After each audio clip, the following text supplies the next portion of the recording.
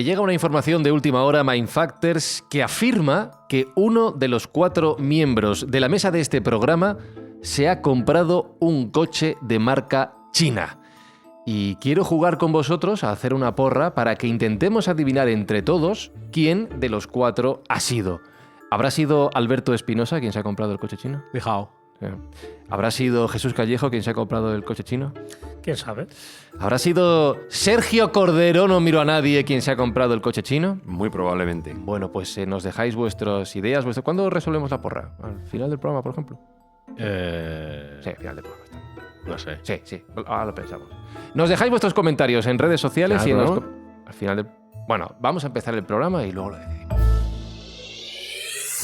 Buscamos los límites de la ciencia, el futuro de la tecnología, el alcance de la mente humana. Esto es Mindfacts. Bienvenidos a Mindfacts, donde cada semana buscamos los límites de la ciencia, de la tecnología y hoy en este programa del automovilismo chino.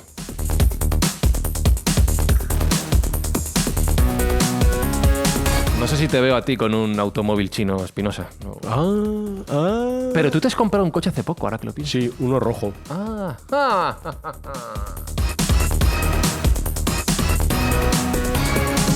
ti te veo siempre en tren, así que no lo sé, Jesús Callejo, no sé si... Sí, cojo mucho el transporte público porque por Madrid es la mejor forma, pero sigo la senda que ha marcado Espi. Hace poco también me he comprado un coche de color rojo. ¡Anda!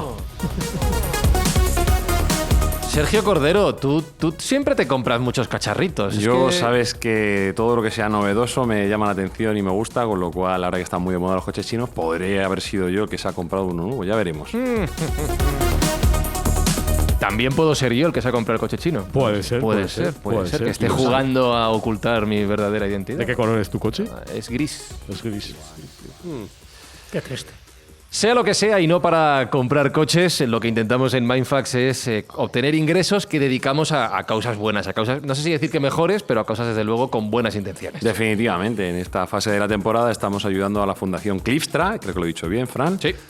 Para su lucha contra las enfermedades raras, con lo cual pues toda la publicidad que escuchan nuestros oyentes va a ir destinado a esos ingresos para donar a esta fundación y que puedan erradicar esas enfermedades raras. Dicho esto, hoy en Mindfacts nos preguntamos si el futuro del automóvil pasa por China.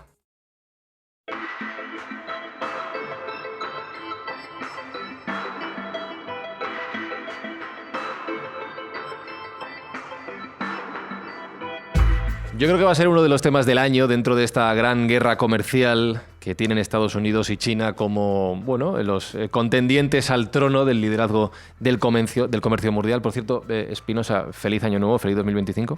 Feliz año nuevo. Mira, ¿2000 qué? Ya sabía yo que iba a volver a ser.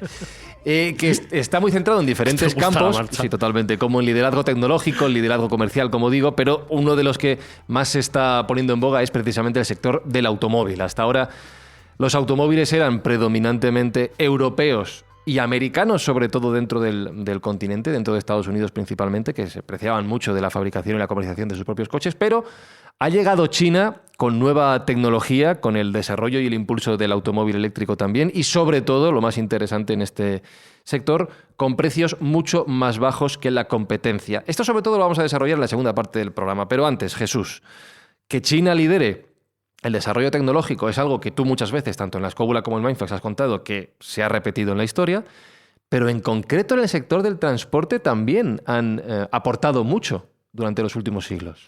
Hombre, y tanto. Es verdad que casi siempre son pioneros en la mayoría de los adelantos que ahora consideramos tecnológicos, o por lo menos que dieron un vuelco, ¿no?, a la evolución de la humanidad.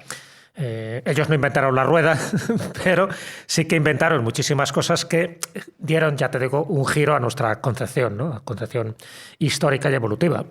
No olvidemos que ellos fueron los primeros que inventan la imprenta, los primeros que inventan la pólvora, los primeros que inventan el reloj mecánico. Y podríamos decir muchísimas más cosas. Entonces, en cuestión de transporte, pues claro que sí, siempre han ido un poco adelantados. Bueno, van tan adelantados que incluso su calendario va muy por delante del nuestro. Estamos en el 2025 y ellos estarían en el 4723. O sea Feliz que... 4723, Alberto Espinosa. Felicidades a todos. Felicidades. Un abrazo. No deja de ser curioso, ¿no? Estamos en el año de la serpiente de madera en su horóscopo. Entonces, cuando entras un poco a analizar todos los inventos, todos los prototipos que han desarrollado a lo largo del tiempo, te das cuenta de que ya los carros, es decir, los primeros vehículos de transporte ya estaban allí en uso corriente desde hace 4.000 años, ni más ni menos, hace 4.000 años. ¿Eso es mucho? Perdóname la pregunta.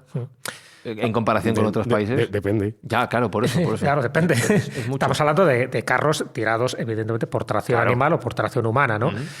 Y eso sí que han sido como muy... También lo han desarrollado en función también del país que tiene. Sabes que siempre se ha dicho que los mayas y los aztecas no conocían la rueda. Sí que la conocían de sobra, porque además, de hecho, muchos de los juguetes infantiles tienen ruedas. Lo que pasa es que la orografía del territorio no era factible crear vehículos que tuvieran ese tipo de tracción. Cruzar la selva con ruedas no era una idea muy buena. A eso me refiero. O sea, que eso es importante tenerlo en cuenta, que los países también, sus medios de transporte están en función no solo de sus ingenieros y sus inventores, sino también de la orografía del terreno. Bueno, pues en este caso es verdad que ellos sí que ya llegaban teniendo este tipo de carretas, porque son las que se han encontrado recientemente, ya te digo, por lo menos con una antigüedad de 4.000 años, de una forma reiterativa. Pero claro, habría que hablar un poco en su uso, ¿no? Hasta que llega la bicicleta. La bicicleta también fue uno de esos cambios radicales que luego lo comentaremos. ¿También en China? En China, que por cierto quieren volver otra vez a implantar la bicicleta, no solo por cuestiones ecológicas, de contaminación ambiental, sino también por accesibilidad. O sea, si todos los chinos tuvieran un carné ahora de conducir, se colapsaría China directamente, porque no habría carreteras suficientes para todo el tráfico que se pueda mantener. Entonces hay que buscar alternativas, una alternativa que no contamina la bicicleta y, por supuesto, pues mucho más fácil de acceder a determinados lugares, como pasa con las motos. Lo que pasa es que las motos sí que contaminan. Claro. Daña un poco todo el impulso eléctrico que está haciendo ahora China, que luego lo comentaremos, y que se está convirtiendo pues en pionero en muchas de estas iniciativas. Pero bueno, si nos vamos atrás, bueno, solo tienes que ver los guerreros de Xi'an, ¿no? En fin, no solo hay guerreros, sino también había carros de combate. Por lo tanto, ese medio de transporte siempre se ha utilizado. Se utilizaba la carreta precisamente para los nobles, para los reyes, las carretas también de combate, que serían carretas ligeras, las carretas pesadas, que serían las que iban tiradas por bueyes, que eran para mercancías, y luego estaban las carretillas que normalmente eran tiradas por el mozo o la moza de turno para llevar también pequeñas mercancías. Ese tipo de transportes es el que siempre se ha utilizado en China, igual que en otro tipo de países, ¿no? Pero bueno, estamos hablando de China. Y a partir de ahí es cuando ya va evolucionando con la bicicleta, por supuesto, ya cuando nos tenemos que ir a partir ya del siglo XVIII, cuando se inventan los primeros prototipos de bicicleta. Los chinos no inventan la bicicleta, pero bueno, sí que la desarrollan. Vale. No la inventan. Ya sabes que hay prototipos en Leonardo da Vinci. Pero bueno, es posterior, ¿no? El invento sería la dreysiana, que alguna vez lo hemos comentado, y ya nos tenemos que ir más en siglos posteriores. Pero sí que es muy importante tener en cuenta que ellos la rueda siempre lo han tenido como uno de los elementos fundamentales para el transporte. Transporte tanto de tropas como de mercancías como de personas. Luego, a partir de ahí, también los canales fluviales, que también ellos llegaron a utilizar, el Gran Canal de China, que es una de las grandes obras de ingeniería que hay en China. Aparte de la Gran Muralla, ¿no? Pues también este canal. Y luego ya cuando llega el transporte normal, el del ferrocarril y ya los primeros diseños del automóvil. Pero es que del automóvil estamos hablando de que solo tiene un siglo prácticamente. Pero es que en un siglo, ya te digo, es cuando se ha desarrollado muchísimo en todos los países. Los primeros, por supuesto, fueron los que lo inventan. A partir de ahí, que serían los alemanes, en fin, los norteamericanos, por la cadena, lo que hace Henry Ford, ¿no? En su momento, esta cadena de automoción donde se van fabricando coches, que era el Forte, precisamente por eso, porque se utiliza la mano de obra de una forma muy barata para hacer un proceso mecánico de las piezas del automóvil. Todo eso llega más tarde a China, pero cuando llega a China sí que se ponen las pilas y empiezan a desarrollar de una forma mucho más eficaz en función de la población que tienen este tipo de automóviles, hasta llegar al momento presente, donde, como bien decías, está una guerra no declarada entre Estados Unidos y China para ofrecer las mismas prestaciones o superiores, pero con un precio mucho más barato. Y para ofrecer un precio más barato, ya sabéis que se tiene que utilizar o bien materiales de peor calidad, que no es el caso, o bien mano de obra, que es mucho más barata, que es el caso. Efectivamente, eso en China sí que está muy de moda. Pero ya no solo es que China haya sido uno de los grandes innovadores... Sabe mucho de China, Jesús Callejo, ¿eh? Sí. Sabe mucho de China, ¿Estás sospechando de él? No, yo no digo nada. Vale, no sé. Bueno, puede ser. Es como el Cluedo, ¿no? ¿Qué no le veo yo? ¿Quién es el sospechoso? Está muy puesto. Además ha dicho de buena calidad, tal. Sí, hay alguna Sabe costilla. mucho. Pero no le veo yo a Jesús con un coche chino, ¿no? No sé. No me pega. ¿No? ¿Sí? No lo sé. A ver si eres tú que estás lanzando una acusación falsa. Está lanzando la piedra. A ver si vas a ser tú. No, que iba a decir que China ya no es solo lo que ha aportado al mundo del transporte como tal, mediante sus innovaciones de dispositivos de transporte, sino que han sido también grandes exploradores y han contribuido a que el mundo se interconecte de una u otra manera también. Bueno, claro, lo he comentado las caravanas, lógicamente, la ruta de la seda. En fin, eso es otro de los medios y de los transportes fundamentales, precisamente es cuando China se conecta con Occidente. Está claro que, sabes que la ruta de la seda partiría de Xi'an, por entonces llamada Chang'an, y terminaría en Constantinopla, que actualmente es Estambul, y a partir de ahí, pues pasando por todo lo que era el antiguo imperio persa, en fin, todos los lugares que os podéis imaginar, ¿no? Del desierto de Taklamakan, y distintos lugares donde no solo se transportaban mercancías a través de estos carruajes, en fin, de estas caravanas, sino que también se transportaban ideas y religiones. Es decir, ahí entra en China el cristianismo y de China llega a Occidente, por ejemplo, el budismo. O sea, que las religiones fue fundamental en este tipo de trasvase. Así que para mí fue fundamental. Ya sabes que no solo la ruta de la seda es un invento chino como tal, era un invento porque era factible para transportar todo tipo de mercancías. La llaman la de la seda porque por entonces la seda era uno de los materiales, en fin, más exóticos, más caros que se podía tener en el mundo, pero no solo por ahí iba la seda, también iba la porcelana, iba el oro, iba la plata, iban esclavos también, en fin, había un tráfico de todo tipo de ideas y de cosas, y esa yo creo que fue fundamental. Y para eso hacía falta que las mercancías fueran transportadas de la mejor manera posible, que eran las caravanas. Y las caravanas, ¿cómo eran transportadas? Pues evidentemente también no solo por bueyes, por caballos, en algunos casos también por camellos, en función de los lugares por donde pasaba, ¿no? Entonces eso también fue un hito porque se llegó con un tiempo récord a unir dos puntos a través de este tipo de sistemas, ¿no? No solo a través de la velocidad de los caballos, que eso se utilizaba sobre todo para el correo, acordaros un poco del correo del zar, ¿no? Que iba cambiando de caballo, precisamente para que llegara cuanto antes los mensajes en aquella época, estamos hablando del siglo XVIII. Si en este caso era a través de eso, de caravanas, con mucho transporte y distinto, por decirlo así, como distinto tonelaje en función de la caballería que se utilizaba, ¿no? Había cosas que tenían que ir mucho más rápido y se utilizaba una caballería mucho más ligera y luego pues la caballería más pesada, que sería lo de los bueyes, las mulas, etcétera, que se utilizaban para eso. Y luego, pues en fin, los caravanserai, ¿no? Los lugares de repuesto, donde estaban también en algunos casos oasis y que luego se han convertido ahora actualmente en hoteles de lujo. Sabes que ahora cuando haces este tipo de rutas y vas pues a Afganistán o a Pakistán o en fin a sitios de estos, esos antiguos lugares, ¿no? Esos lugares de asentamiento se han convertido ahora en pequeños hoteles de lujo, precisamente buscando el encanto que tenían en el momento de la ruta de la seda. Así que efectivamente sería otra de las cuestiones donde se propicia a partir de la dinastía Han. Sabéis que siempre hemos hablado de Qin Shi Huang, el famoso emperador que hace los guerreros de Xi'an y la famosa tumba esta que todavía está por descubrir, que posiblemente será el descubrimiento del siglo XXI cuando por fin se abra. Bueno, la siguiente dinastía, que es la Han, estamos hablando del siglo III a.C., a partir de ahí es cuando se impulsa la ruta de la seda, y prácticamente permanece inalterable pues hasta que se empiezan a construir los medios de transporte más habituales, que era, como os podéis imaginar, el tren, y luego a partir de ahí pues ya los distintos vehículos. Pero la ruta de la seda es fundamental, ya te digo, porque fue la clásica transmisión de mercancías, de ideas y sobre todo de influencias orientales, donde Oriente y Occidente se dieron la mano. Que hay que decir que China hoy en día tiene una nueva ruta de la seda, que es la llamada Belt and Road, que es una ruta que han impulsado desde el gobierno chino para seguir manejando el tráfico, sobre todo de mercancías, y utilizando el ferrocarril por Europa y el barco para la zona de África, pues se siguen manipulando todo el comercio mundial. O sea que hay una ruta de la seda 2.0 que estamos viendo hoy en día. Se ha salvado Sergio, porque iba a decir yo, digo, claro, nos fijamos en Jesús para la porra porque está hablando mucho ahora, pero Sergio estaba muy callado. Uy, Sergio. Y yo creo que ha intervenido para que no sospechemos. Sergio es muy de China, tío. Sí, Sergio es muy de comprarse a mí me gusta así en general. Sí, yo es mi candidato, es mi... Sí. Yo ¿Y creo quién es que... el que cambia más de vehículo de los cuatro que estamos aquí? Eso es una pista también, ¿eh? Sergio Cordero. ¿Qué más? No sé. Estamos en una guerra soterrada en este programa que no sé cómo va a acabar y me intriga saberlo.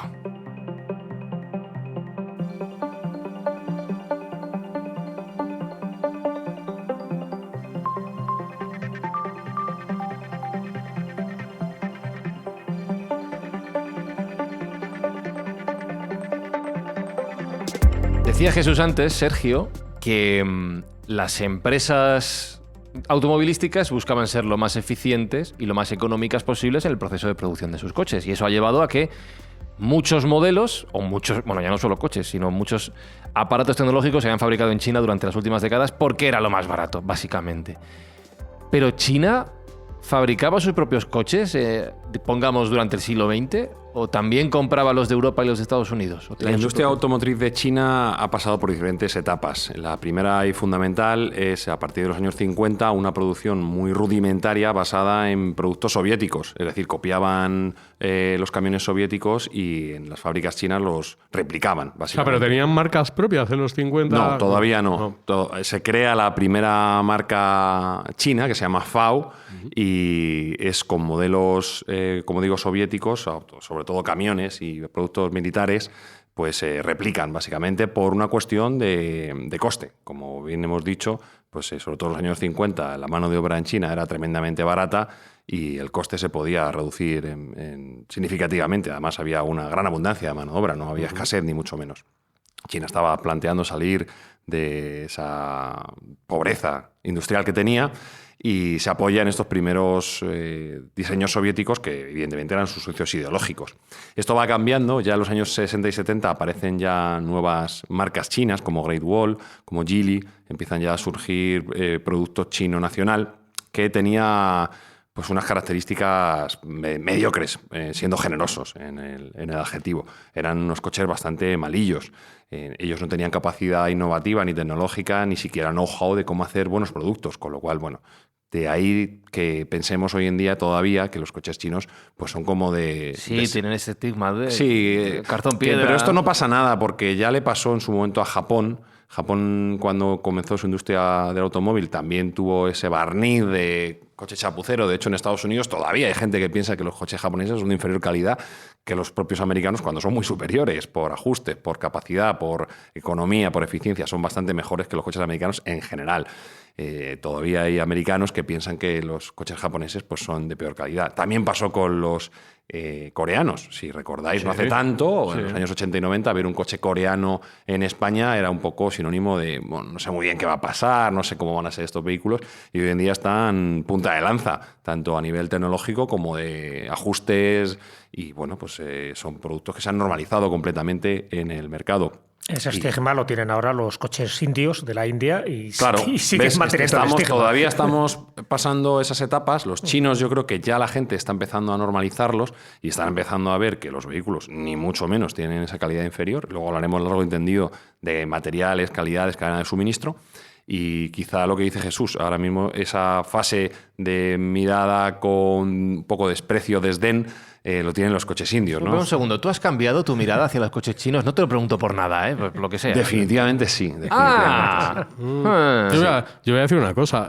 No nos patrocina ninguna marca de coches chinos este programa, pero ni ningún problema si viene alguien a patrocinarla. Eso, hacemos y un llamamiento. Ni ninguna otra marca. Lo que sea. O sea que durante esa mitad del siglo XX poco a poco fueron desarrollando su industria. Y hay un punto de inflexión... Es en el 56 cuando empieza realmente, ¿no? La industria automovilística. En los años 50 en general, 56. sí. Pero hay un punto de inflexión fundamental que son los años 80, en el cual el aperturismo chino da entrada a otros productores extranjeros, principalmente Volkswagen, que es la primera marca europea, por así decirlo, que hace esa joint venture, porque los chinos, con buen criterio, lo que hacían era, nosotros vamos a poner la mano de obra, pero la empresa tiene que ser al 50% de cada uno de los socios, de tal modo que vayamos tomando know-how, que vayamos tomando procesos y que vayamos viendo cómo funciona esta industria y seamos capaces de replicar al día de mañana, que ha sido su jugada y que les ha salido tan perfectamente en muchísimos otros ámbitos. Absolutamente. Como puedo poner un ejemplo rápido, como puede ser el de los paneles solares, donde empezaron siendo un jugador minoritario y ya copan el 95% del mercado, o... los móviles, estoy pensando. Los móviles que se fabrican en China en su gran mayoría, e incluso con marcas chinas ya muy reputadas. Ha sido la jugada que han realizado una y otra vez y siempre se ha salido bien. Entonces entra Volkswagen en los años 80, posteriormente empiezan a entrar ya otras marcas porque ven que efectivamente hay por dos motivos. En primer lugar, porque hay una capacidad de manufactura mucho más económica que no deprecia el acabado del producto, se puede fabricar bien en China. Y dos, porque se abre un mercado brutal. O sea, estamos hablando de 1.100 millones de chinos, es un mercado muy goloso para cualquiera de las marcas. Entonces, Y ya empiezan a entrar otros jugadores, como pueden ser Toyota, que por volumen a día de hoy creo que sigue siendo el mayor fabricante mundial, y General Motors, que bueno, pues también entiende que es un mercado interesante el mercado chino. China sí es proteccionista en cuanto a los productos que se podían vender en ese momento, estoy hablando.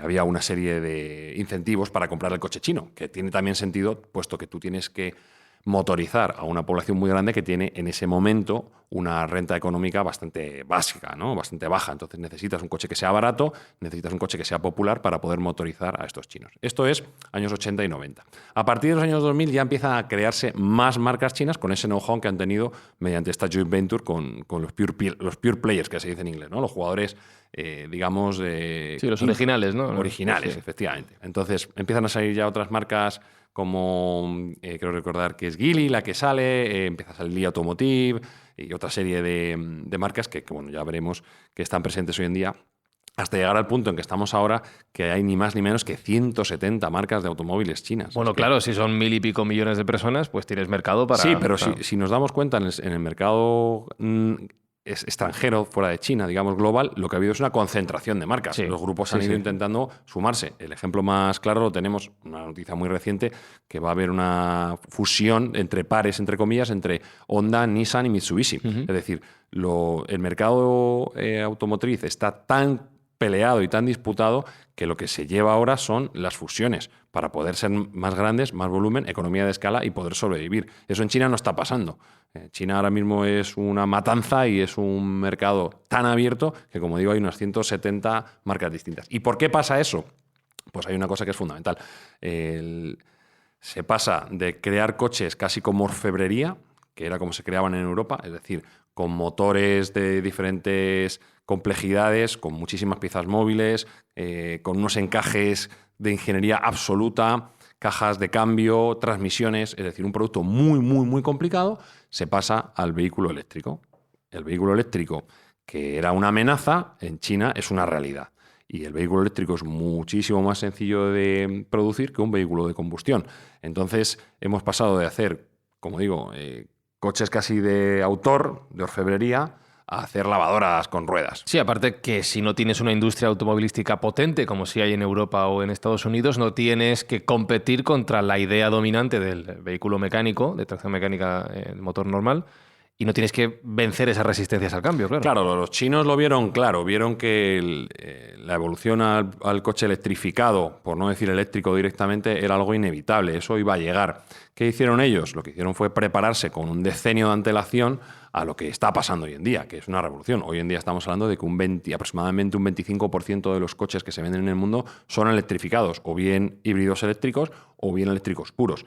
Esto hace 15 o 20 años era impensable. Nadie se planteaba que fuera así. Pese a toda la necesidad que tenemos de reducir CO2 y de reducir emisiones, que uno de los grandes emisores de CO2 es el vehículo particular y el vehículo de transporte, el vehículo de combustión en definitiva.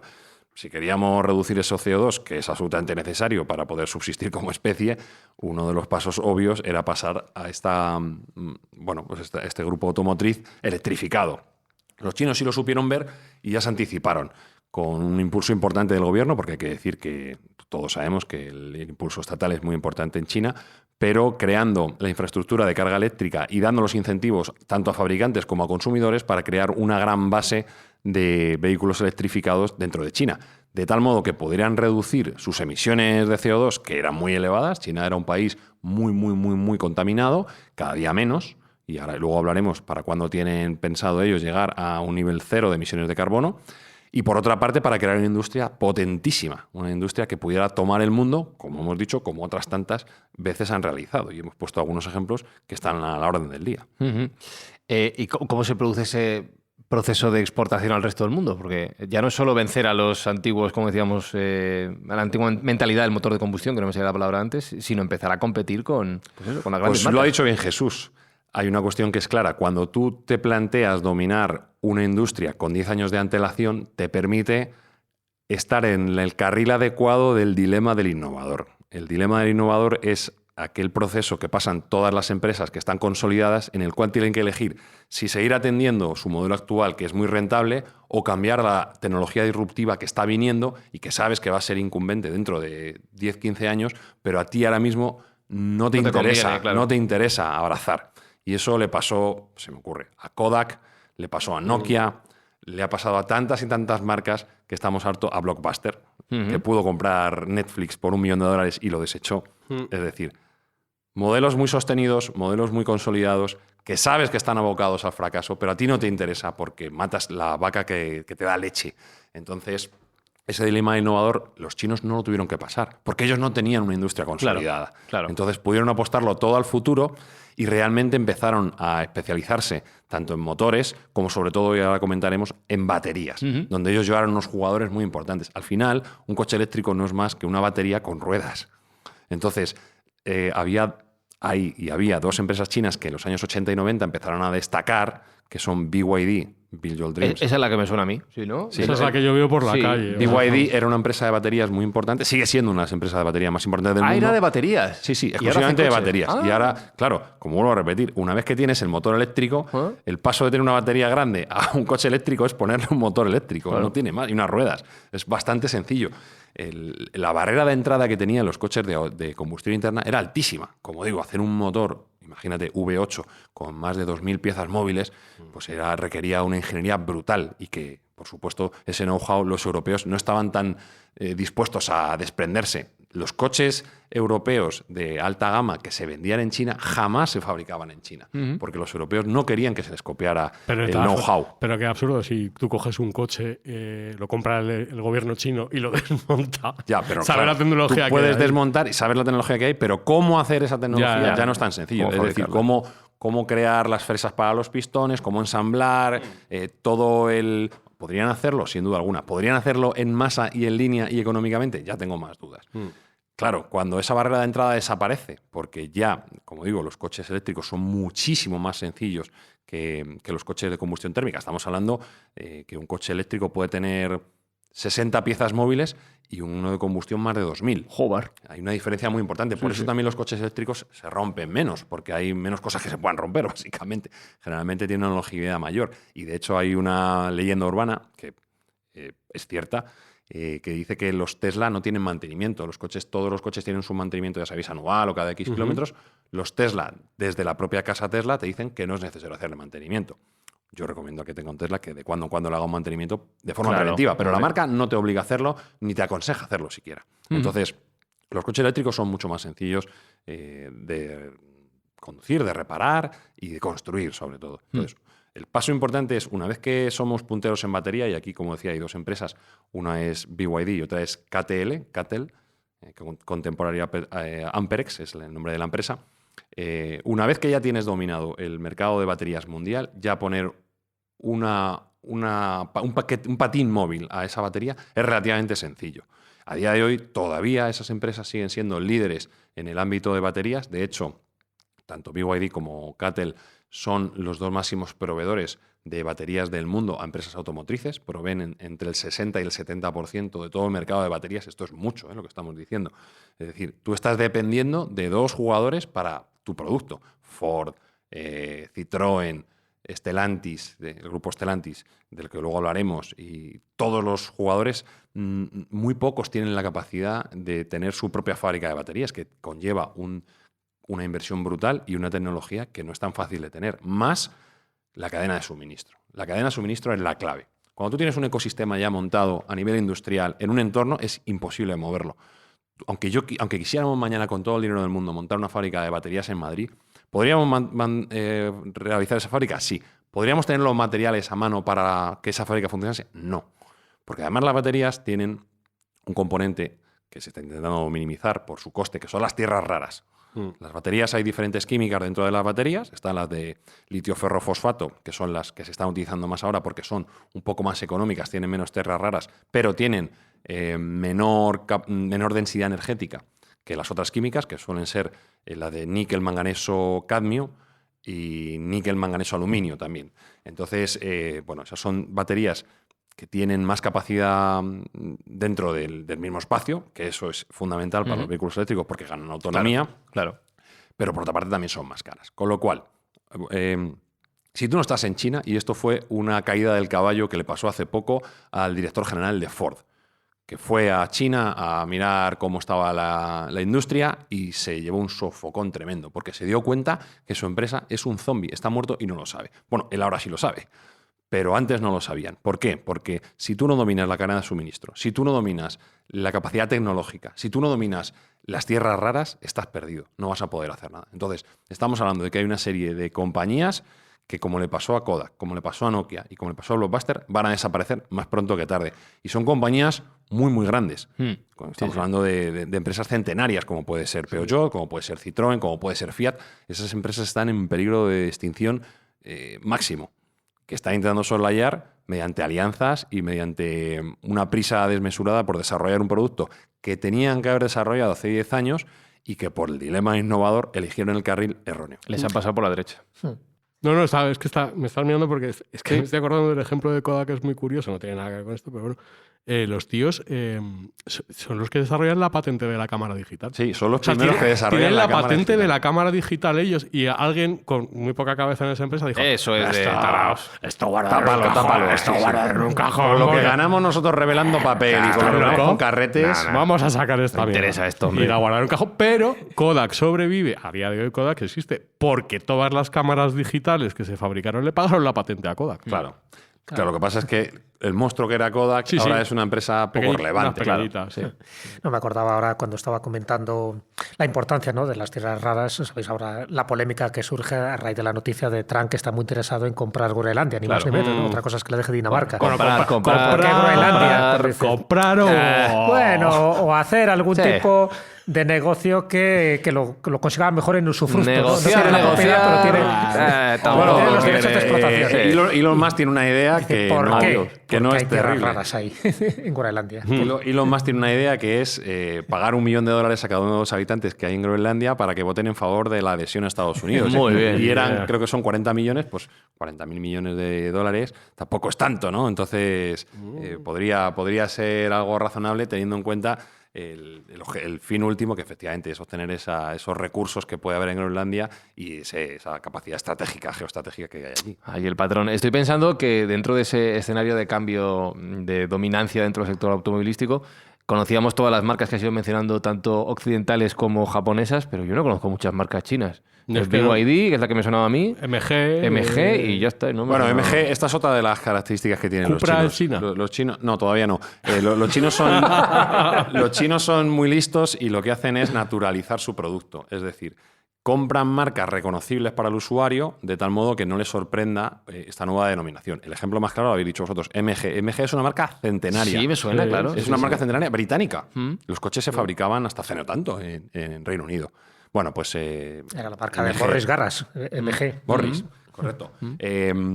MG pues, no consigue adaptarse a al nuevo mercado automotriz que hay en los años 80 y 90 y desaparece, quedando solo el valor de la marca. Es un poco lo que pasó a Nokia, que lo compraron, creo que fueron indios, ¿no? Y están produciendo son móviles chinos también. Son chinos. Grupo CSL, sí. Grupo CSL. Y hacen móviles. La marca Nokia para móviles es del grupo CSL, de unos chinos.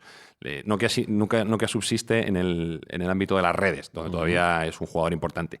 Entonces han comprado esa marca, han comprado otra que os suena mucho más, que esa no la sabéis. ¿Cuál? Volvo. ¿Que Volvo es chino? Volvo es China. La leche. Volvo es China. Y el emblema hecho, de Suecia, tío. Era el orgullo de Suecia hasta que dejó de serlo.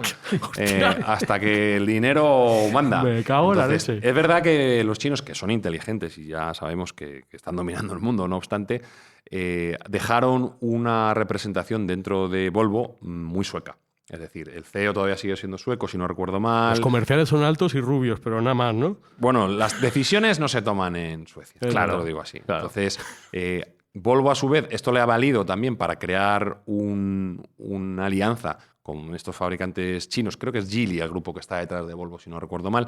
Y entre los dos tenían una marca que se llama Polestar, que era de coches eléctricos. Sí, también es relativamente sí, conocida. sí. Era una joint venture entre Volvo y Geely. Pero bueno, ¿qué ha hecho Geely con Volvo? Pues un poco lo mismo. Me quedo con la marca, me quedo con tu know-how, veo cómo montas en las fábricas y lo traslado todo eso a China y te paso por encima. Entonces, Volvo ahora está en una situación bastante complicada también, aunque está empezando a sacar producto eléctrico bastante interesante. Es de las marcas que más se ha movido. Bueno, pues también es China. Vamos a empezar a oír muchísimas marcas chinas. La primera y principal es BYD. BYD es la que más va a sonar porque por volumen es la que más productos vamos a ver en la calle. ¿Por qué va a haber mucho volumen? Porque tiene un precio muy económico. Entonces, esa es otra de las grandes discusiones que hay ahora mismo con el tema de los aranceles, de cómo el sector automovilístico chino se está comiendo al del resto del mundo. Los aranceles a mí me parece que son negativos para el usuario. Al final, ¿quién paga el arancel? Lo paga el usuario de a pie, con lo cual yo creo que es negativo para el usuario. Y si estamos a favor del libre comercio, no podemos estar a favor de los aranceles. Ya. Aparte, pensemos otra cosa. Uno de los grandes detractores de los aranceles son los alemanes. ¿Por qué? Porque sus productos se venden mucho en China. También el mercado chino es muy importante para los productos que todavía subsisten en Alemania. Quiero recordar que para el grupo Volkswagen era como un 40% de su mercado, que es muchísimo. Y sí, claro, si tú pones aranceles a los chinos en Europa, te van a poner aranceles a tus productos en China. Con lo cual, tu 40% igual mengua a un 20% y te quedas en la más absoluta ruina. Y tampoco vas a vender coches porque tus coches van para abajo. Estás en un dilema también difícil. Mis coches son peores. ¿Por qué? Porque los chinos han tenido un tiempo para prepararse que yo no he querido tener, porque yo he tenido la posibilidad de tenerlo, pero no he querido. He renunciado voluntariamente. Es pan para hoy, hambre para mañana. Yo no tengo esa tecnología, yo no tengo esa capacidad de suministro, no tengo la cadena de suministro, ni siquiera los materiales a mano. Pero ya es que me estoy quedando fuera de la ingeniería. Es que vamos a comentar luego algunos de los coches nuevos que están viniendo de China y es que son absolutamente sorprendentes. ¿Como el que te has comprado tú? No puedo desvelarlo todavía. No puedo desvelarlo todavía, pero hay algunos coches que no tienen absolutamente nada que envidiar ni a sus contrapartes europeas ni americanas, incluso están superándolo en muchísimas ocasiones. Yo, por circunstancias que no puedo comentar, he estado muy atento a los vehículos chinos y ciertamente me han dejado tremendamente sorprendido porque ya no son inferiores en ningún ámbito a lo que son los productos europeos. Tener unos vehículos que son mucho más eficientes, mucho más económicos de realizar, me permite tener mejores materiales y mejores calidades, con lo cual mis productos finalmente son superiores. Donde realmente son baratos los coches chinos es en China, porque primero no pagan aranceles y segundo no hay coste de distribución, no hay coste de transporte. Entonces ahí podemos encontrar vehículos que aquí cuestan 50 o 60.000 euros por 20.000 euros. Fíjate. Entonces, si ahí sumamos que la clase media china está siendo cada vez más pujante, los salarios están subiendo, y que los coches son mucho más económicos, pues llegamos a la cifra aterradora, que a mí me parece aterradora, de que el 40% de los coches que se venden hoy en día son en China, del mundo. Del 40% de todos los coches que se venden en China hoy en día, o sea, que se venden en el mundo, hoy en día son en China. Que eso es una barbaridad, porque recordemos que China solo tiene como una octava parte de la población mundial y sí el 40% de todas las ventas mundiales. Esto es brutal.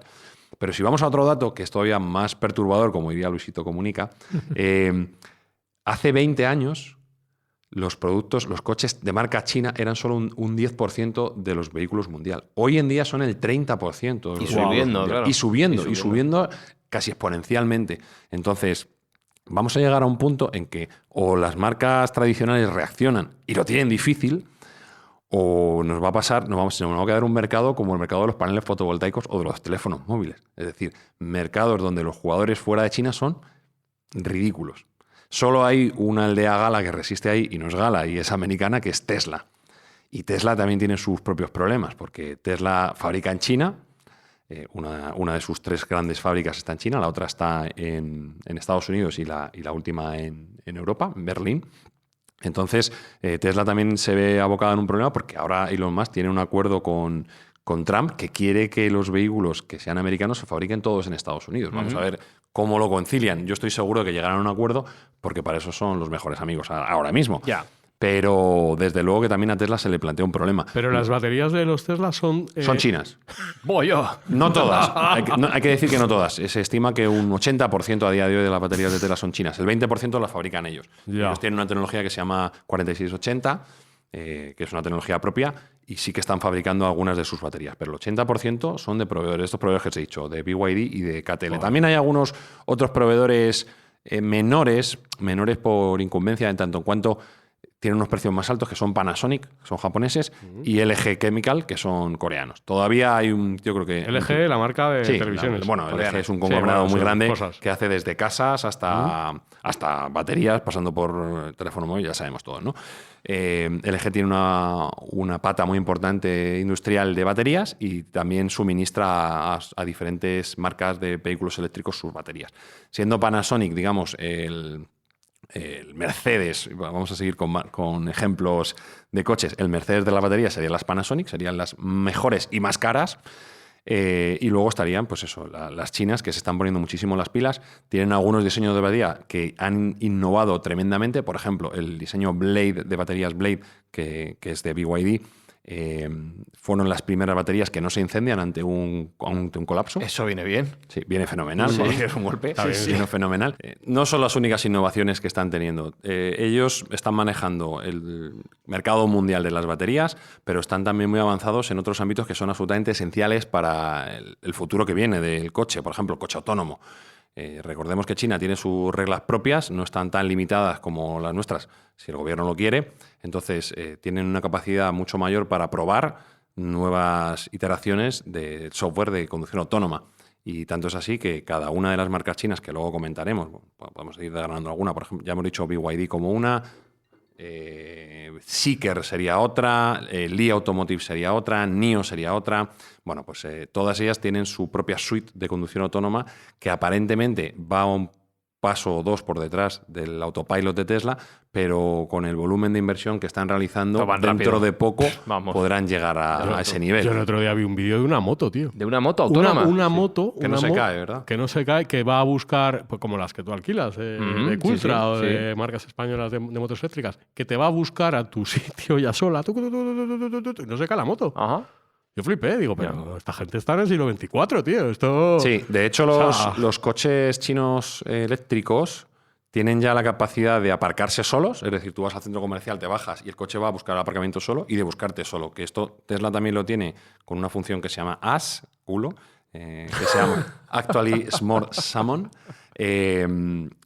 pero la normativa no permite utilizarla. Entonces, tú tienes desarrollado el privilegio para poder hacerlo, pero luego no te deja la ley, con lo cual pues, no vale de nada. O sea, lo tienes ahí en barbecho. También voy a decir una cosa. También vi un vídeo el otro día de un coche autónomo que es un Uber autónomo en Estados Unidos que va a buscar a una persona y el coche se tara y no le deja bajarse y le tiene dando vueltas porque se tara el coche y no le deja bajarse del coche. Es una de las cosas que... Y pierde un vuelo. La rebelión de las máquinas. Es una de las cosas que puede pasar. El combo hubiera sido que el avión se hubiera estrellado y lo hubiera salvado el robot. Ese sería el combo definitivo. Haces bien en decir ahora que los coches autónomos que están utilizando, que son Waymo, hasta hace bien poco eran Jaguar y ahora ya han pasado a ser chinos. Hay Google tiene algunos con Kia, con el grupo Kia Hyundai, sabéis que es el mismo grupo, pero ya han pasado a ser de Zeekr, esta marca que os estaba diciendo yo. En la nueva iteración, que creo que es la sexta, de coches autónomos, ya van a ser chinos. Entonces, están empezando a ocupar todos los nichos de mercado, desde el más alto hasta el más bajo. Evidentemente, donde nosotros vamos a empezar a verlo es en los coches económicos. Sí, que es el gran caballo de batalla, claro, decíamos al antes. Final es donde está el grueso. ¿Por qué compro un coche chino? Porque está bien y es más barato. ¿Por qué compré un coche japonés en los años 80? Por lo mismo. ¿Por qué compré un coche coreano en los 92.000? Por lo mismo, porque son buenos coches a buenos precios. Entonces es un no-brainer, ¿no?, que dicen los americanos. Compras sin ningún tipo de problema. Bueno, pues los chinos van a empezar a entrar por esa cuota de mercado más baja, pero ya estamos viendo algunos vehículos, y por ejemplo me viene a la mente el último NIO, creo que se llama GT60, si no recuerdo mal, que tiene una suspensión neumática que es infinitamente más avanzada que la de un Mercedes. La prueba la realizan, es curioso, se puede buscar en internet, la realizan en una carretera bacheada, montan dentro al antiguo presidente de Volkswagen y lo que hacen es ponen una torre de copas de champán en el capó. Fíjate. Y van caminando y el coche va adaptando cada una de las ruedas y no se derrama ni una gota de champán. Es absolutamente tremendo cómo se va adaptando y es una tecnología que no estaba disponible, o si estaba disponible nadie la utilizaba por coste o porque no hay mercado a lo mejor para ese tipo de productos, pero un coche chino de alta gama como este NIO que os digo sí que ya va a empezar a llevar. O, por ejemplo, otra tecnología que van a implementar que hasta ahora no se utilizaba es la de intercambio de baterías. Otra vez más, esta compañía que se llama NIO tiene una serie de hangares donde tú puedes llevar tu coche y en lugar de cargar el vehículo te cambian la batería en 4 segundos. Te quitan la tuya. Como un repostaje de Fórmula 1. Claro, como un repostaje de un Fórmula 1. Como quitarle las pilas. Exactamente, te quitan la batería y te ponen una nueva. Y a funcionar en 4 o 5 segundos. Esto es revolucionario porque si uno de los problemas que tenían los vehículos eléctricos es el tedio de la carga del coche eléctrico, que es un poco coñazo.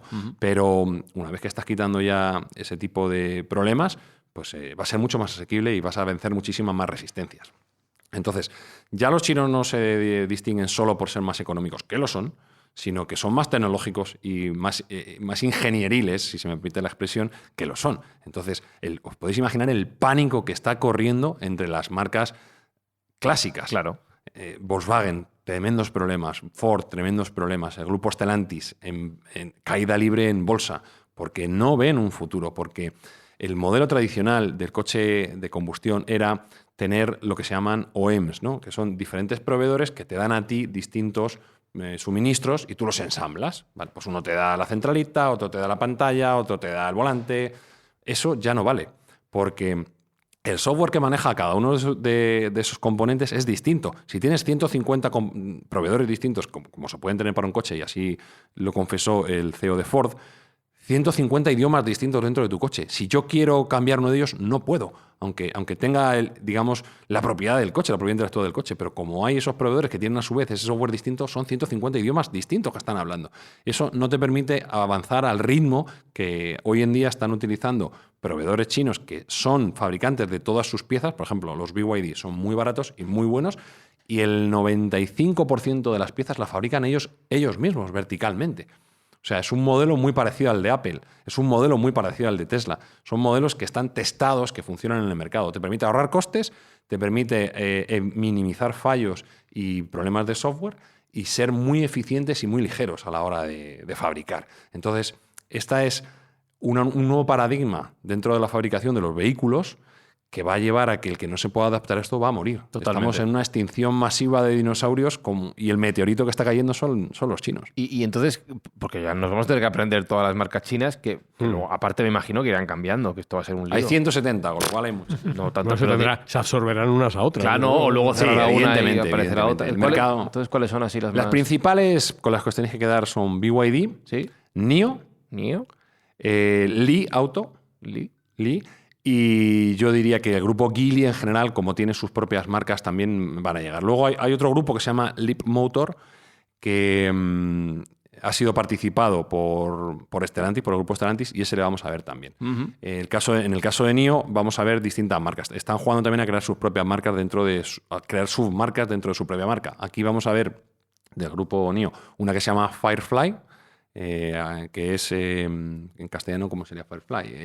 Es libélula, ¿no? No, Luciérnaga. Luciérnaga, perdón. Correcto, Luciérnaga. Dragonfly. Tengo un poquito oxidado el inglés. Luciérnaga.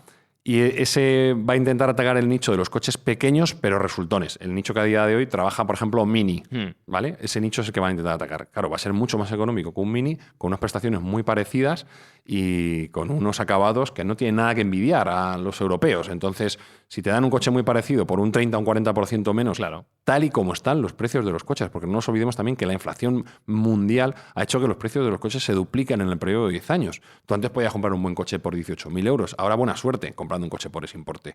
Ya los coches, digamos, normalitos están en 25 o 30.000 euros y de ahí para arriba. Entonces, esa inflación también ha jugado en su favor, porque ellos son capaces de poner un producto competitivo por debajo de 20.000 euros. La gente hoy en día no va sobrada de renta, no tiene una renta disponible como para tirar. Entonces, si te dan un producto así, ¿cómo no va a triunfar? Claro, totalmente. Sí. Oye, vaya cacao de marcas, de modelos, Espi. ¿Tú cómo te aclaraste cuando te compraste el coche chino? ¿Cómo lo hiciste?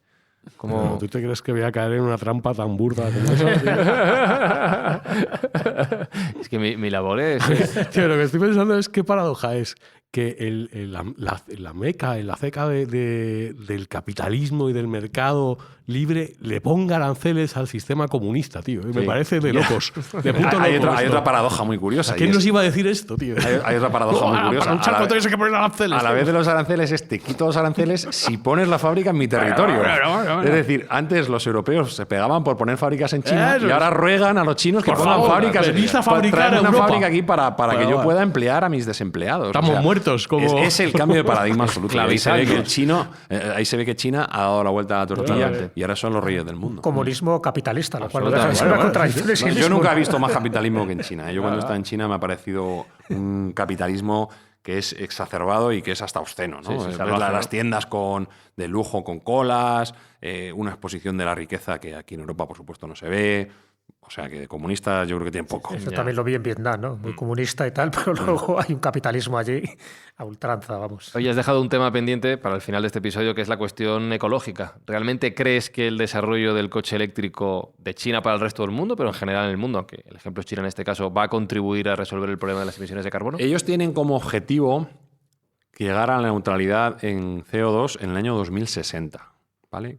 Por lo que sé, van por buen camino porque, ya lo hemos comentado antes, son punteros en renovables, están dando un impulso muy importante a la energía nuclear, es el país, si no recuerdo mal, que más centrales nucleares está construyendo. También es verdad que lo de país pues, tiene un poco de trampa porque al final es casi un continente. Claro. Pero bueno, son punteros en energía nuclear, son punteros en fotovoltaica, en energía eólica. También le pasó un poco lo mismo a la industria europea, empezaron a fabricar allí, se los comieron. Entonces, sí, yo creo que tienen una directriz marcada desde el gobierno, que es llegar a la neutralidad de CO2 y ser, entre comillas, más ecológicos que el resto del mundo. Y si tienen la misma determinación para cumplir objetivos que la tienen para ser viablemente, comercialmente competentes, pues por supuesto que lo van a llegar. Yo te debo decir que he ido a China bastante por trabajo. Es verdad que hace mucho que no voy, pero iba mucho por trabajo en la última década. Y de la primera vez que fui a la última vez que fui, parecían países distintos. La primera vez se veía un smog allí que parecía el Londres victoriano y daba un poco hasta de asco respirar en la atmósfera. Y la última vez que fui, como 10 años después, era un vergel. Ya había en aquella, estoy hablando hace 10 o 12 años, coches eléctricos por doquier. Por supuesto, todos los autobuses eran eléctricos. Y se empezaba a cuidar otros detalles, como por ejemplo que hubiera mucha vegetación.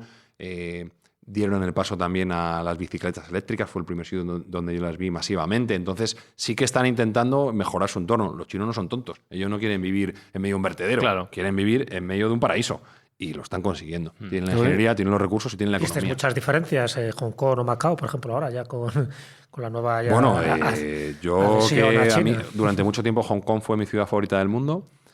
Hong Kong se ha quedado atrás al respecto de Shenzhen, que es el espejo, la otra cara de la frontera, por así decirlo, donde está el polo de fabricación mundial de electrónica chino, aunque bueno, hay otros sitios, pero Hong Kong lamentablemente se ha quedado muy atrás. Hong Kong es más sucia, es más fea y menos puntera, por supuesto, que de lo que es ahora mismo Shenzhen, que está a 200 kilómetros. O sea, que Hong Kong la han dejado caer, por así decirlo. Ya no tiene nada que ver. Y todavía me queda todavía el reducto de Japón, que todavía creo que aguanta, pero hay una embestida potente por parte de los chinos. Los chinos están haciendo cada vez cosas más impresionantes y en este ámbito tecnológico podemos dar buena cuenta de quiénes son los nuevos jefes. No, tengo una duda si la huella de carbono que retira la puesta en marcha de muchísimos coches eléctricos compensa esa fabricación de baterías eléctricas que hay que hacer. Sí, esto es una leyenda urbana, que dice que no, pero la realidad es que sí. La realidad, ¿sí? Hay estudios ya que lo demuestran. El retorno de CO2 que tiene un coche eléctrico es como 20 veces más rápido que un coche de combustión. Porque al final un coche de combustión nunca deja de estar emitiendo CO2. Y no solo CO2, partículas en suspensión. El diésel, que durante mucho tiempo... Bueno, pues no lo hemos comentado, lo hemos comentado. La apuesta de Volkswagen para el nuevo mundo era el diésel limpio, que es absolutamente algo impensable, ¿no? El diésel no puede ser nunca limpio porque el diésel está demostradísimo que es un patógeno brutal que queda en suspensión con un montón de partículas y que es terrible para cualquier forma de ser vivo. Y esto lo sabían los japoneses, que lo prohibieron durante muchos años, el diésel. Entonces, bueno, pues su producto estrella, que recordad la controversia que hubo en Estados Unidos, los juicios y el dineral que le costó, creo recordar, $40.000 millones resolver aquel entuerto. En lugar, si esos 40.000 millones lo hubieran destinado a crear productos eléctricos de verdad, ahora mismo estaríamos hablando de otra cosa. Volkswagen sigue estando a la zaga de todo este problema, aunque parece que quieren retomar la iniciativa a la delantera. ¿Cuál era la pregunta que me he olvidado? Si la huella de carbono... La huella de carbono. Sí, la huella de carbono se ha demostrado ya por diferentes estudios que en el coche eléctrico se recupera, creo que era en el 5º año de uso. Y además, con la sorpresa de que los coches eléctricos, que esto no se sabía, parecen ser mucho más longevos de lo que pensábamos. Porque las baterías se pensaba que tenían una degradación de aproximadamente un 1% por año, pero se ha llegado a la conclusión de que a partir del 8º o 9º año ya se mantiene, ya no hay esa degradación. Con lo cual, la batería tiene dos ventajas. Se degrada poco. Las baterías, hablamos de nuevas químicas, de estas nuevas químicas avanzadas que estamos hablando, litio ferrofosfato, NMC, NCA. Se degradan menos, duran más tiempo, con lo cual la vida útil del coche, como hemos dicho también, que tiene menos mantenimiento y menos piezas móviles, es mayor. Y la batería vuelve de entre los muertos. Una vez que el coche termina, tú la batería la puedes reutilizar, porque esos módulos, la batería no se degrada por igual por todos los módulos. Hay algunos que se degradan, otros que no. Tú puedes recuperar un 90% de la batería para otros usos, como puede ser acumuladores en las casas o reciclarla para nuevas baterías. Entonces, la vida útil de las baterías es mucho mayor de lo que se pensaba. Y eso está creando una nueva industria también, que es el de reciclaje de baterías, que está muy de moda en todo el mundo, y está creando que cada batería que se genera esté retirando de la atmósfera un montón de CO2. Bueno, pues decías tú lo de que no está patrocinado el episodio. No nos vendría mal, no me vendría mal un coche chino gratis. No me negaría. Pero que sinvergüenza. Estoy aportándome yo quiero que patrocine esto para Clipstra y la Dana y tú aquí porque te quieres un puto coche, tío. No, porque me estoy metiendo en la porra también, porque tenemos que resolver la porra. Ya. Tenemos que decir quién de los 4 se ha comprado un coche chino. Puede ser Jesús Callejo. Puede ser que sabe mucho de chino. Sabe mucho. Sergio Cordero sabe mucho de chino también. Sí, pero yo por trabajo. Puede ser Alberto Espinosa, que se está guardando ahí. Tengo un coche rojo. O puedo ser yo, que estoy disimulando también. El comprador del coche chino en la mesa de Mindfax ha sido... ¿Lo decimos en el próximo episodio? Pero vamos. Vale. ¡Qué cabrones!